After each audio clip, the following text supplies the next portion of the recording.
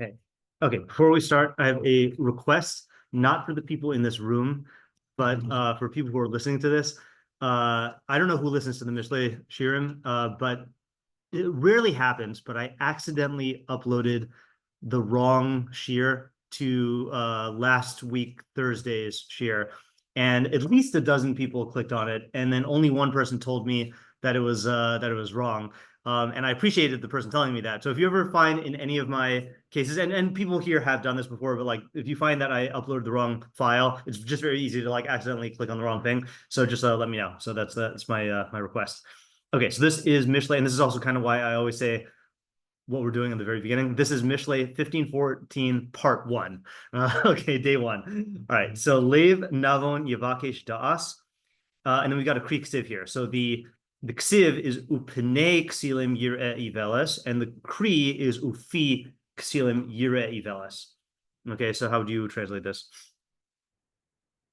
Heart of an understanding person. Heart of an understanding person. Discerning. Yeah, that's how I translate to it. Yeah, yeah. Wants or requests for knowledge. Okay, so I always have to look this up. I'm pretty sure that in biblical Hebrew it means seek. Yeah, I don't. I mean, I know it means seek. What I never remember is whether it also means request or if that was a later usage.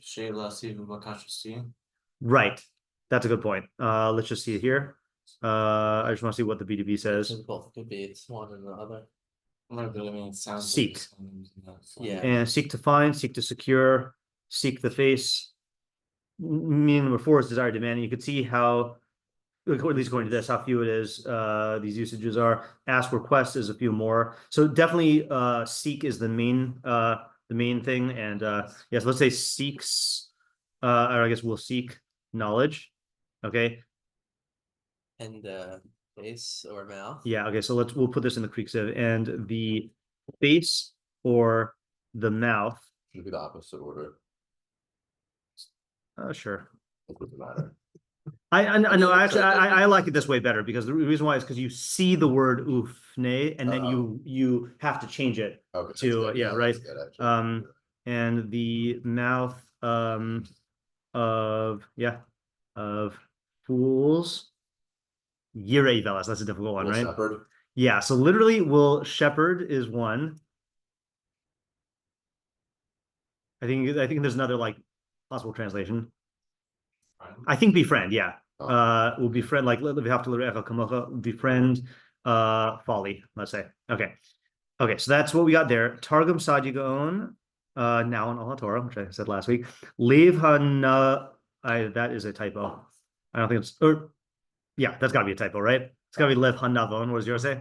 Yeah, okay, right. So I'll let me just got to do my citizen duty here. Leave Navon. Am I the right one? That is the tafsir. Yeah, 14. Thank you. Yeah. Okay. So this is Lev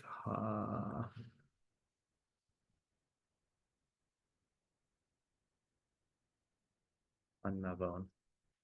Okay. All right. So you can see here Sadigon in his. This is just his translation, but there's like some sort of discourse here from Kafich. So Lev Hanavon. Yavakesh HaChachma. See, it always bothers me when Sadigon does this, like when he switches one knowledge word with the other. There is I'm not saying it's like intrinsically bad, but like I feel like Shlomo tends to use the terms in like technical ways, and when he there's got to be in other words, there's got to be a strong reason in translating it to like switch it around. Yeah, Moshe? If it helps, this came up last night and Yosef's and Sefer Karim. Yeah. Because he was talking about base level knowledge and he kept saying Das. Yeah. And I said, I thought Chachma was base level knowledge. And then in the next paragraph, he said the base level knowledge is Chachma. I don't know if he was using interchangeably. Right. Or if there's a point he was getting at that. That's interesting. FYI, I just happen to know this, that I don't know. I can find out where later on. There is a place where the Sefer Karim gives a perush of atachonin ladam das. That's what. Okay, yeah, because he defines all three there, right? Yeah. If I remember correctly, he defines das as muskalos rishonos. Yeah. Right. Yeah. Interesting. Okay, so lev hanavon yivakesh hachachma, the heart or mind of an understanding person. I don't know if I've ever said this here. I don't know how many of you recognize the name Tara Brach, who's one of the meditation teachers that I like. So she has a great word, but when she says it, it sounds all fluffy. But she uses the term heart mind, which if that were a acceptable translation, that would be the perfect translation for Lev in Tanakh, because you want to conjure up both images, but she has her own meaning to it. So the heart/mind of an understanding person will seek wisdom. Umataras haksilim. Oh, that's interesting. Yiru ivelas. Crown? That's atara. The goal. Yeah, and the goal of the fools is, it's weird. It's weird to have the not the infinitive, right? You would expect the infinitive here is that they shepherd. Well, we don't really know how he's saying. The goal will shepherd evils. Wouldn't it be? I don't think so, because I think this is going on Ksilim, is Yiru plural, right? Not on Matara. Yeah, but no, their goals. Because you wouldn't say Mataros Ksilim. Mataros Ksilim. It would still be the goals of the Ksilim, no? So it's Mataras. Yeah, Mataras, right. Mataros, we're saying it would be Mataros. Yeah, so he's getting this, I assume, from the fact that it sounds like he's getting it from Pnei, right? Like that's what they're facing. Let's see what the Kafka says. Tirgum upi, Arabic word, how do we say that? Pnaya matara v'kivon. So it means the that which you're oriented towards, that which your goal is, that which you're focused on. V'hu lefi hakasuv upnei. Haksiv, pnei, right? So he's going based on the ksiv. So this is a support for Robert Alter, right? Which we've said, we incorporated this into our Derech HaLimud, I think last year, which is, or maybe after the summer actually, that I'm just going to repeat it here, which is that obviously we have a Masoretic text, and when it comes to the kashrus of Kisvei HaKodesh, we go based on the Masoretic text. But even in the primary sources in Chazal, they acknowledge that there were different versions of Sifrei Torah and the Kisvei HaKodesh, and they had to make an editorial decision. And that's one of the reasons why we have Krieg Sivs, because what this would mean is that there were multiple versions of Mishlei around, and they decided, either based on the majority or based on like the authenticity of a particular thing, to go with Upi, but they acknowledge that there is a Pnei version of it. So when it comes time for either Psak or Kashrus of the Svarim, you have to go with the Masoretic version. But when it comes time for interpretation, you could go with the Targumim or the Septuagint or the Syriac, the Pshitata, different things like that. So that's just a thing to remember here. Yeah. Why would they pick one for the Kriyim, one for the Ksiv? So I don't think we have records of how they made each individual decision, but from what I've read, and I'll send you the excerpt from the Moshe Sokolow's Owner's Manual to Tanakh, which is where I most recently read about it, is that that in many cases it was just the majority of the scrolls. Like I think for Chumash, I think there were 3 main Sifrei Torah in the Azara at the time of Anshe Knesset HaGedolah, and like they went with the majority. I mean, they went the majority for which? The Kri or the Ksiv? So I think they went with the Kri. The Kri is the majority. Because the Kri is the one that they want you to read, and the Ksiv is the one that they're preserving for. But why would they keep it the minority as the Ksiv? I'm not sure. I have to look that up. Yeah, I don't even remember if he answers that. It's a good question though. Yeah. But we're assuming that Shlomo only had one in his pasuk. So this is something that my answer changed on yesterday. So I had encountered this before, but never in such explicit terms. In fact, I'm actually planning on writing about this tomorrow. But I just want to show it to you now. So we know that there's different books in Mishlei. There's Mishlei 1 through 9, that's book 1. Mishlei 10 through 24, that's book 2. And then Mishlei 25 through the end, or ish, the end, which is book 3. And we know there's different books because they each start with Mishlei Shlomo. So Mishlei 25:1 starts with Gam Ele Mishlei Shlomo Asher Hitiku Anshe Chizkiah Melech Yehuda. So these two are the Proverbs of Solomon that were transcribed by the men of Chizkiyahu, king of Yehuda. So there's different interpretations about what that means, but what I found was Shadal. So he says, Gam Ele Mishlei Shlomo. So I really like this. Shlomo Amar Shloshes Alafim Mashal. Shlomo, so that's open pasuk, that Shlomo composed 3,000 mashalim. Okay, and it's Lav Davka 3,000, but that's what it says. Kol sha'ash hayabal oznav eze ma'aseh miyuchad. Anytime he heard about a certain anecdote, omer alav mashal v'limud hachachma. He would say a proverb or a limud of chachma. Va'avadav hayu kotbim masam. And then his servants would like copy it down, right? V'nisharu b'veis hamelach shloshes alafim me'osam mashalim. There remained in the royal palace 3,000 of these mashalim. Uvizman min azmanim, and at some time, gam b'chai Shlomo, or during his lifetime. So he's not even saying that Mishlei was written during his lifetime. Some weird conjugation there. Ktsas mehem. So some of them, like a portion of them, were written down. These parsmu b'kerev Yisrael, and they were dispersed throughout Israel. The acharkach anshe Chizkiah chazru lelaket ubiruru mitoch osam shloshes alafim. And then afterwards, the men of Chizkiyahu, who was couple hundred years later, came back and they gathered and selected out of those 3,000 mashalim, od ksas mashalim, more mashalim, b'him haksuvim mikan ve'elach v'hotium laor, and they're the ones written here and brought to light. So it is cool. It reminds me of the statement of the mission statement of the Rashbam. I don't remember if this is in the very beginning of Bereshis, but it's also the beginning of it's in Mishpatim and it's in Vayechi, I think. Maybe it's also in the beginning where he says that, he discussed Pshat with his grandfather Rashi a lot, and like Rashi admitted to him that if he had time, Rashi would write down Pshatim hamischachim b'chol yom, the new Pshatim that arise every day, which anyone who wants to claim that what Rashi writes in the Chumash is what he holds is the Pshat, the authoritative Pshat, that's just not how Rashi thought of Pshat according to the Rashbam, and I trust the Rashbam more than people who love like doctrinaire Rashi, So same thing with this, is that if you were to view like Mishlei Shlomo as like, these are the authoritative mashalim, and like, why didn't he write mashalim about other stuff? The answer is he would, but like, these are the ones that that got written down, and like Mishlei is a way of thinking, not a set text, So why did I launch into this? Because I wanted an excuse to talk about the Shadal. But other than that, oh yeah. So which Shlomo, right? Which pasuk did Shlomo put? Right. So I think that it's even an open question there, right? In other words, there are svarim that we say that that we know who wrote them down. Let's say, for example, the easiest example is Yirmiyahu wrote his own book, right? Yirmiyahu Hanavi wrote his own svarim. He wrote Yirmiyahu, Malachim, and I think Divrei Hayamim. But what was it? Oh, and Eicha, obviously Eicha also. Oh, maybe it could be the case. Yeah, I can't remember fully. The only reason I assume that is because Malachim and Divrei Hayamim have a lot of overlap. There's just like editorial changes, and like portions that were not added. Right. So it does seem that, at least according to Shadal, Shlomo is not the one who wrote down even his own Mishlei necessarily, like he said it and it was written down and then published later on. Similarly, the Rashbam has a shita on Koheles, where if you look at the Rashbam at the beginning of Koheles, he says, everyone has to acknowledge that like the first 11 pasukim are like an introduction, because he then starts again in 12 Ani Koheles. But the Rashbam there says,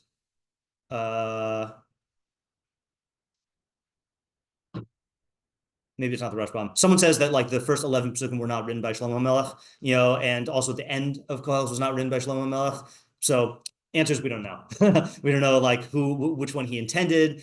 There's also like Rabbeinu Yonah's theory, which is that some of these kriksivs are intentional dual meanings, that he encoded it to be written one way and read another, so that you can get like a double meaning of ideas there. Okay. So Targum Ksuvim says, Liba de misbayin by yadiasa, the heart of the understanding person seeks knowledge. Ufumahon desachle shatiusa. So he just omits yireh, right? And the mouths of fools, foolishness. Okay, so that's the easiest translation there. Okay, then we've got Art Scroll, an understanding heart will seek wisdom. See, they also say will seek wisdom. It really bothers me. And the mouth of fools will befriend folly. Okay, so they go with befriend. Reverse says, a discerning heart looks for knowledge, but the mouth of fools feeds on non-wisdom. That's a really good reverse type thing. So he's saying yireh is like to graze, right? Grazes on Smokehouse, good restaurant. Yeah. Yeah, and a discerning also says a discerning heart seeks knowledge, but the mouth of dullards chases folly. How does he get that from chase? Because usually we've had holich es chachamim yachkam v'roa ksilim yeroa, but there it was, there's two interpretations of that. There's one who walks with the wise will become wise, and one who befriends fools will be broken. But then there's the one where you say holich es chachamim yachkam, which is one who walks after chachamim, like follows after them, will become wise, and yirik roa ksilim, one who shepherds fools, meaning one who leads them. So this, if I had to translate in any way, I would say it means to lead, not to follow. So leading does not sound like chasing. So I don't know where he gets chases from, and he didn't have a footnote on this. Okay, anyway, let's move these to the top and then start our analysis. Okay, so what do we say here? Questions? Yeah, you look like you want to say something, Moja. I have to formulate. Okay, yeah. Isn't this obvious? Isn't this obvious? Yes. Isn't this obvious? At least the first half, right? Yeah. Yeah, maybe not as much. At least the first half. Yeah, right. Meaning, seems like you could not become a navon unless you sought knowledge, and there's no reason why you should stop seeking knowledge once you're a navon, right? I'll just write that here. Is you can only become a navon through seeking das. Okay, maybe not according to the Sefer HaIkarim, depending on how he defines seeking das, right? If he means developing first principles into secondary principles, then maybe, but through seeking knowledge. And there's no reason we should assume that a navon would stop once he gets there, right? Which not that you can like get there and stay there, but yeah. Okay, right. So the second half, not so obvious, only because we don't know what yura means, right? Yeah. Yeah, so Sean? Yeah, I would ask what's the relationship between ופני ksilim and yirasivelis, and why is it specifically that these parts of the body want to befriend foolishness, to the other parts not want to befriend foolishness? Yeah. Are they also happy to go along? Like, what's the right? Why ascribe the yireh ivelis to the p or pnei ksilim? Ksilim, rather than to the ksilim themselves. Okay, right? Why these parts? Right. Yeah, and I feel like of the two, which one you say is more difficult, p or pnei? No. Pnei is more difficult, right? Their face seeks it, right? I picture a dog like sniffing around, like, leading with his face there. Yeah, mouth seeking it would mean that that's what they like ask for, right? So that I think that is easier. Which, by the way, it's possible also that in terms of why they decided on P versus Pnei, it's possible that they just went with like, what's the easier read? Like, I don't know if they necessarily went with, I mean, you would like to think that they thought about the ideas, but, and made a decision based on that. But because Shlomo writes in a way that is, riddles or dual meanings, it's possible that they went with the one that just like reads the easiest. I don't know. Yeah, Moshe? Yura doesn't seem to have such a negative connotation, so is that something that a navon could do as well? Okay, so let's just ask, what are the denotation and connotation of yira, right? So we need the denotation, we need to know what it means, and then the implication is regarding, I'll put your question in, regarding the connotation, yira doesn't seem intrinsically negative. Okay, and then I'm going to actually convert the other part of your question into a new question, which is, what is the difference / relationship between Yavakesh and Yireh, and is each one specific to the person in the pasuk, to the archetype in the pasuk, Okay, meaning, i.e., does the navon engage in yireh anything, and do the ksilim seek anything? Yeah, Sean. Yeah, what's the contrast or relationship between the lave of the navon and the face / mouth of the ksil, and what are the lave? What's the lave doing for the ksil? Right. And how are the face / mouth operating for the? Okay, so I actually do think, based on that question, I think we should make this into a general question with parts, which is, how are the two halves opposites? So then we have here, first, what, how are navon and ksilim opposites? And we'll just add the question here, which I'm sure someone's going to ask at some point, which is, can we explain why navon is singular and ksilim is plural? Okay, and I say can we explain because we have as of yet to come up with a unified theory about that, but it's always worth asking because sometimes it enhances the idea. And then why contrast lave with p or pne? And then I guess how are daas and ivelis opposites, which sounds obvious, but like we'd have to check and see how often those are compared and contrasted. You said the lave and the p thing, or you said something different? Yeah, I said one other thing. Yeah. Which is what's happening with the lave for the seal, and what's happening Right. with the mouth or face for the Right. What is happening with the lave haksilim and the p/pne navon?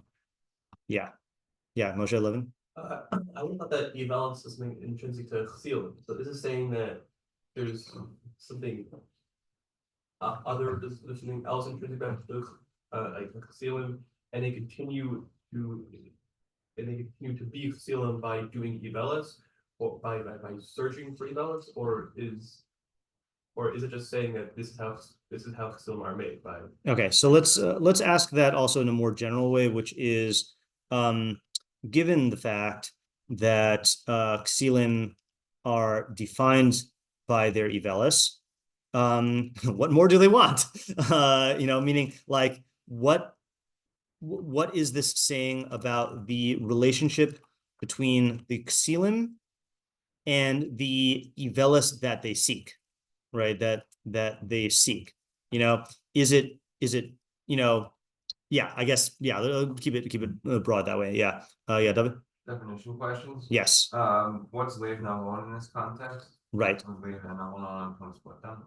Okay, right. Yeah, let's just ask all the definition questions at the outset here, which is what are the definitions? Okay. Lave. Okay. Lave navon. Das.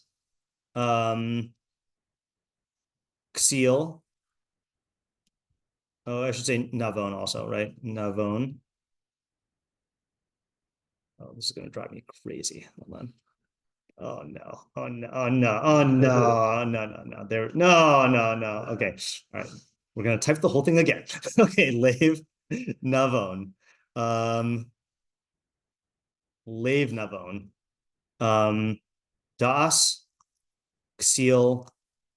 And ivelis. And the reason why I'm not adding all the terms into this is because I think we do have to ask as a separate question of how do they seek knowledge and how are they yuri ivelis? Did we ask that already? No, we did not, right? Practically speaking, how does the lave navon seek das? And then practically speaking, how does the p or pne ksilim yira ivelis?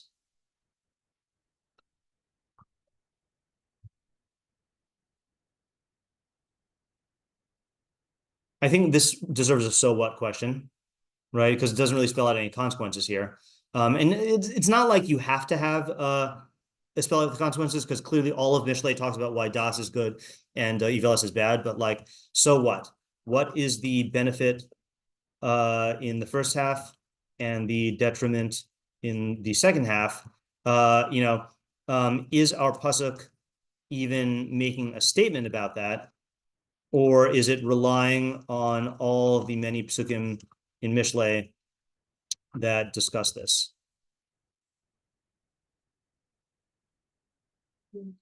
Okay. Feel like those are the main questions? Yeah, David? The audience. Right. Who is the intended audience? Who's the intended audience? Oh, I think we also have to be responsible and ask the question of how, if at all, does this fit into the surrounding psukim? And let me just show you why. because last week we had in 13. Nope, that is Koheles. Mishlei 15. 13, we had Lev Sameach Yetiv Panim Uva'atvas Lev Ruach Nechea. Then we have our pasuk. The next week we have Kol Yemei Ani Rayim V'Tov Lev Mishte Tamid. So we at least got 3 Lev pasukim, right? So seems like a cluster. Yeah, Ezra? Also the question of, we had an earlier pasuk in this parak that looks the exact same, except it was P Navon, I think, instead of Lev Navon. Okay, so we had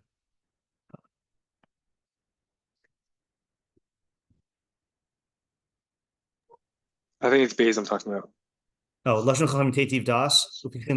Yeah, that's interesting. Right. Okay, that's an interesting thing. Yeah.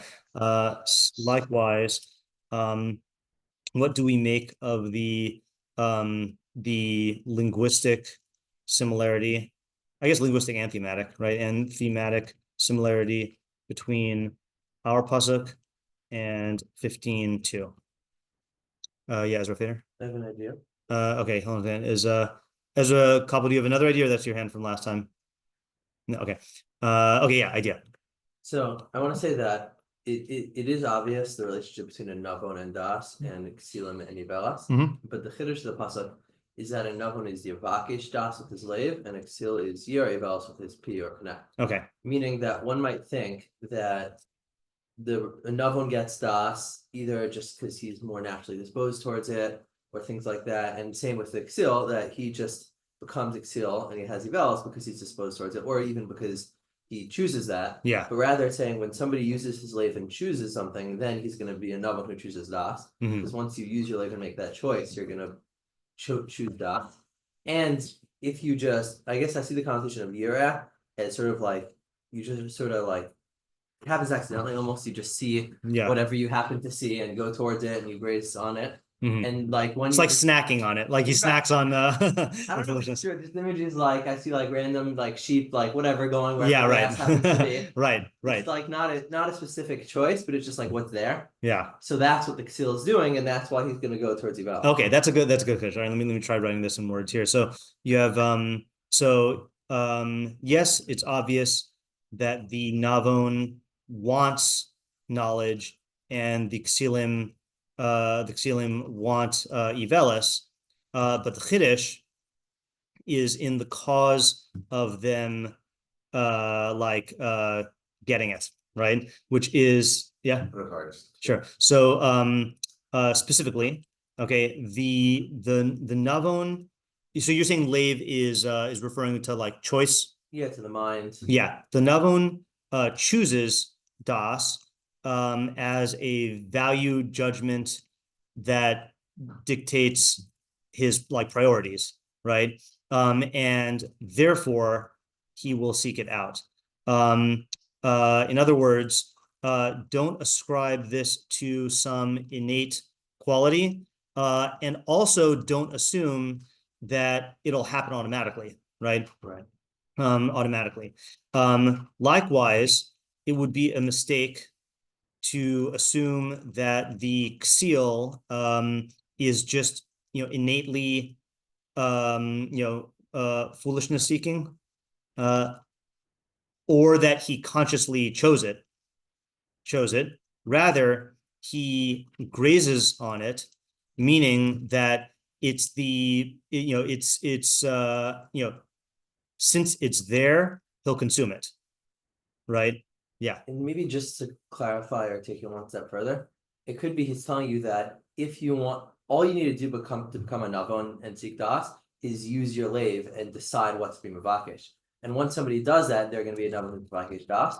As opposed to if you just sort of graze on whatever's there, then naturally you'll become a ksil for 60 bells. Okay, right. So the practical takeaway is that once you know that grazing on foolishness is the default, you have to do two things. I'm gonna say you have to do two things. One is deliberately make bakashas das a priority, and B, remove yourself from the pastures of folly.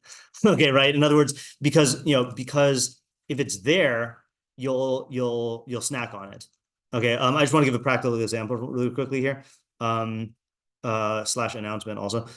Yeah. Two just questions. Yeah. To expand upon.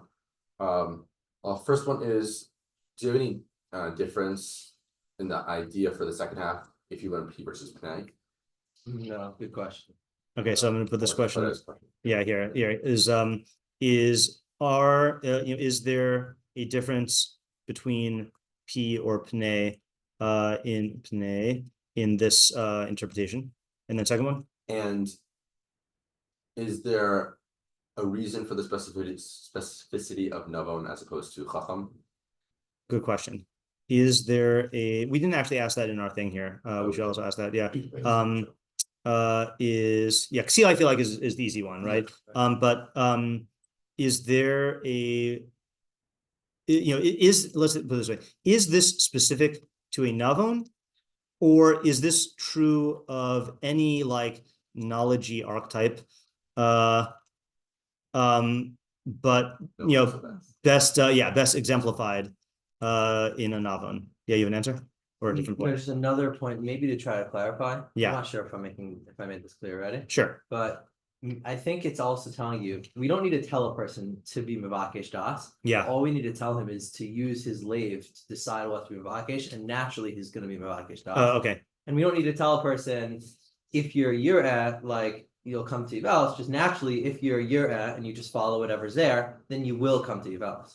Okay. I buy the second part. I want to ask you to repeat the first part. Can you just repeat the first part again? Yeah, that naturally, like one might think that not only must you use your minds and think about what makes sense to do and follow that, but we should guide you towards the proper conclusion of choosing das. Mm-hmm. But I'm arguing that once somebody is in the framework of using his minds to decide what he wants, he's going to naturally decide das, because that's just the obvious choice once you're in the framework of the mind. Okay, so all right, that's clear then. Okay, so we don't have to tell a person to choose das.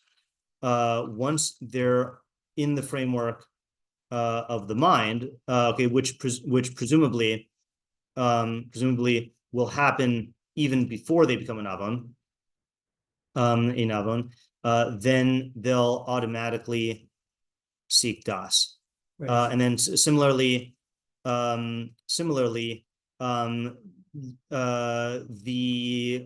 know the conclusion, which is that you'll automatically seek foolishness, but what was the havamina? Well, I guess the havamina is that a person chooses foolishness, Mhm. even in the framework of the mind. I think that a person will need or will choose. Or There are some people who just chose to be fools. As Yeah, opposed right. to navona. So don't think that the way you fall into foolishness, into Ivelis, is through choice. Really, it's through a default, I'm going to call it, I know that's not what you're saying, but like path of least resistance, because I think that's how it does manifest. Yeah. I guess this is the way I see it, it's mainly a chiddush about like different frameworks by which you choose things Mhm. and what they're naturally going to lead to. Right. Okay. Yeah, that's good. Yeah. So the subject is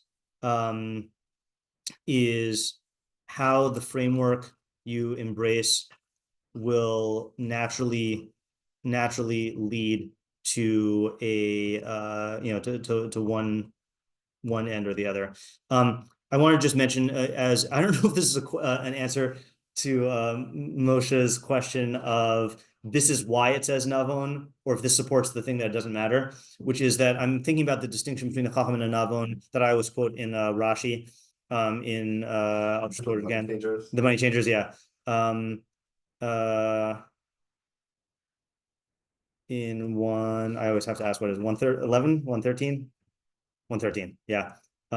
Is Nevonim is mevinim davar mitov davar.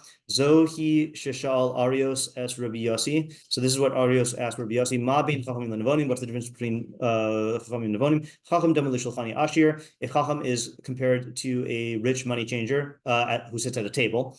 Kishemivin lo dinar and liros. When they bring him coins to evaluate roa, then he evaluates them. Kishemivin, and when they don't, Yoshin Vitoa. Then he sits there and twiddles his thumbs, so plays tiddlywinks, as Rabbi Moskowitz would say.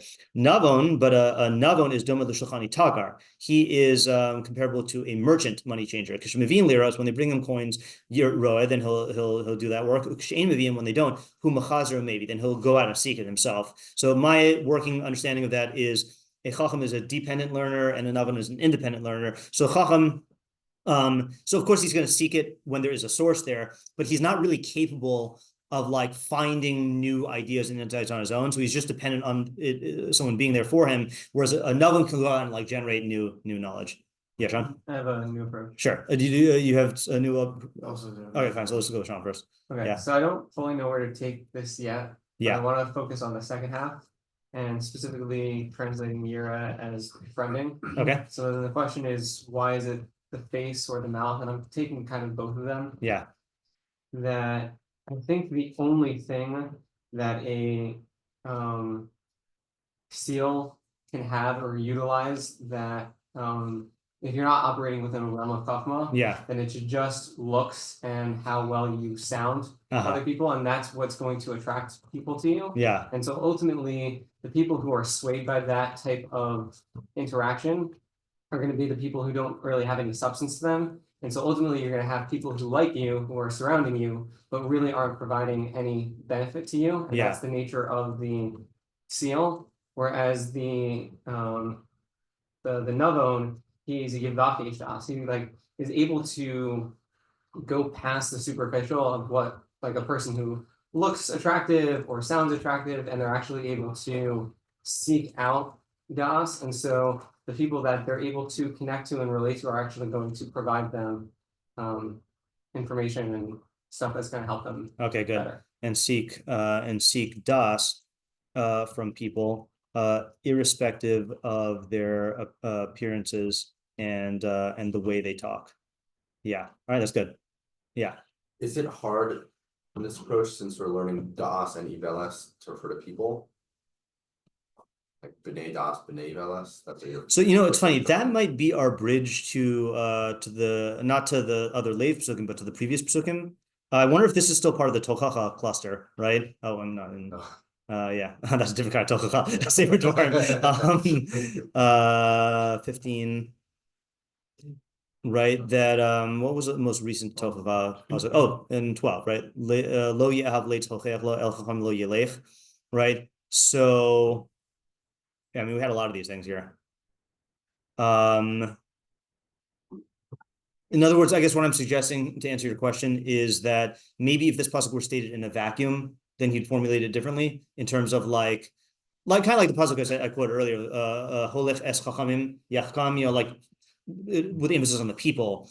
But maybe since this is talking about how you relate to the content vis-a-vis its impact on your life, like Das being something that improves your life and Ivelis being something that like, promotes just what you feel like pursuing, then it's phrasing in terms of the noun of Das and Ivelis, but the subject is how you're drawn to people or how you're like, like what the criteria are that draw you to people. Okay. Yeah. I don't know if that's the only answer, but that's like the first answer that comes up, and I feel like it makes sense. Yeah, that's a good idea. Yeah, Moshe? So I was thinking about it in terms of helping a person be self-aware about himself. Yeah. Saying that the habits of a person can define who he is. So if you think maybe you're an intelligent person, so you might consider yourself, I'm a chacham or a navon, but if you're spending your time, right, so like watching TV or just talking to people about nonsense or meaning you don't really have anything that you're spending your life.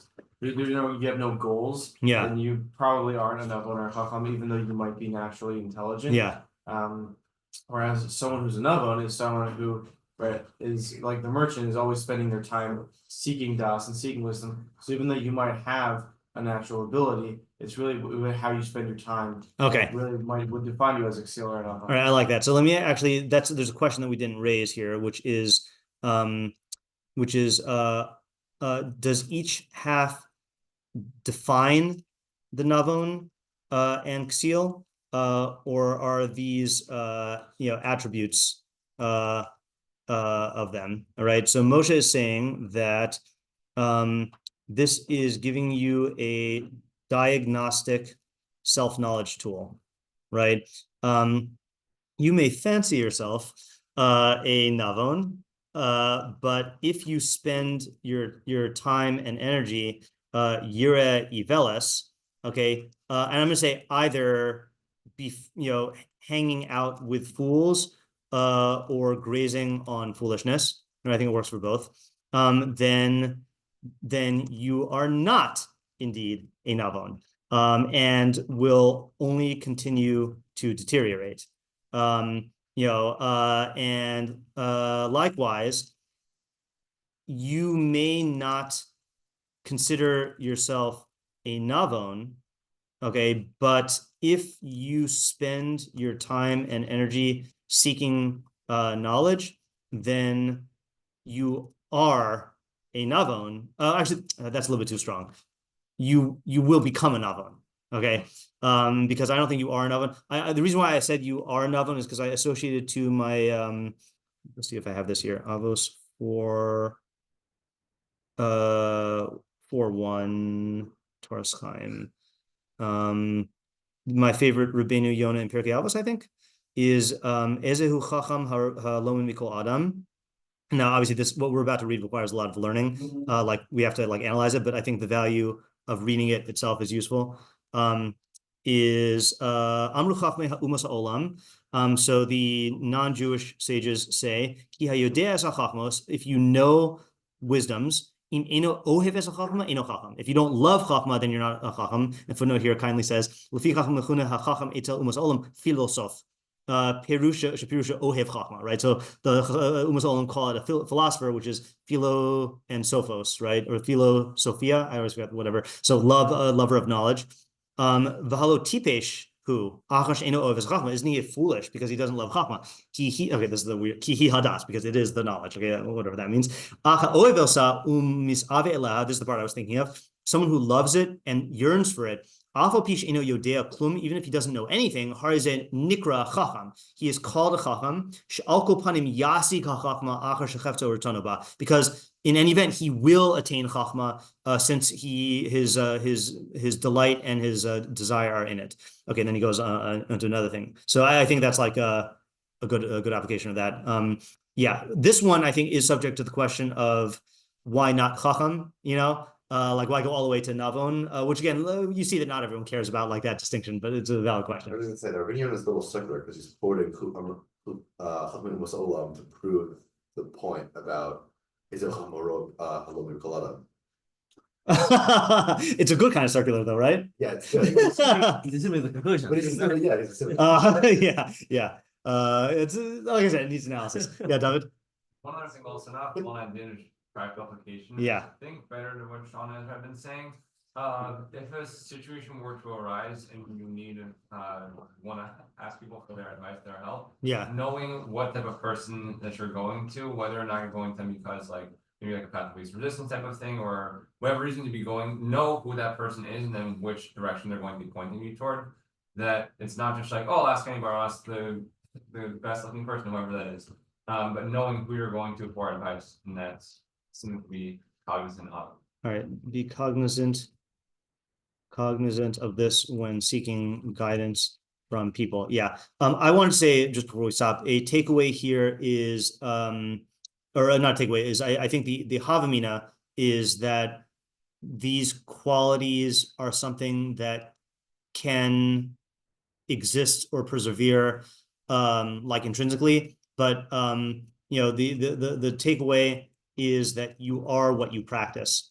Okay, and I know I've said this many times, but like there are guys who I went to yeshiva with who were masmidim or whatever, like they learned in yeshiva, and then when they left yeshiva and went to the workforce, they still fancied themselves Talmidei Chachamim, but once you stop learning or don't learn as much, like like you're not a Talmidei Chacham if you don't have a chavrusa or a seder and haven't had that for years, and some people make that mistake when they're in yeshiva, like I'm sure there are, it's especially common in Shana Aleph, where someone is in yeshiva and like they feel that because they're in yeshiva, somehow they're like involved in chachma, but like if you're not actually like, doing it, then you're not doing it. Yeah. All right, good. Ezra, and I actually, sorry, Ezra, I actually have to go because I have to teach at 9:30 today, especially. So I got to run home. All right, we'll stop for now and continue tomorrow with Leonardo. See ya. Yeah.